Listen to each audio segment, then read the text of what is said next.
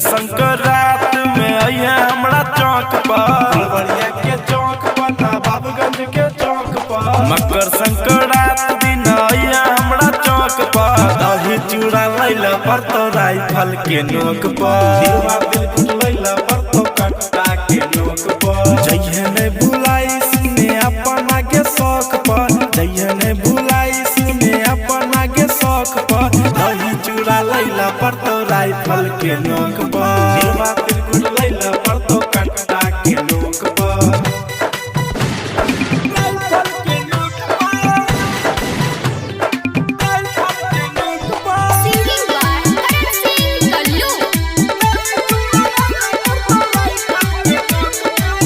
चलो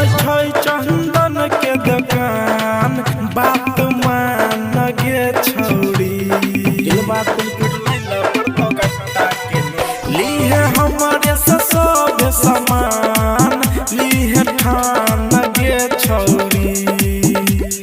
जे भी देबो हम अपन आप झोंक पर, जे भी देबो हम अपन आप झोंक पर, दही चूड़ा लैला पर तो राइफल के नोक पर, लैला पर तो कट्टा के नोक पर। दही चूड़ा लैला पर तो राइफल के नोक पर।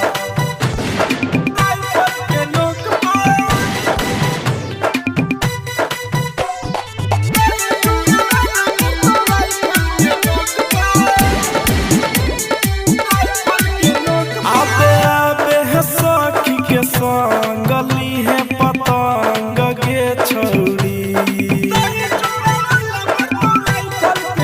करिहे मस्ती ओइ दिन भरिहे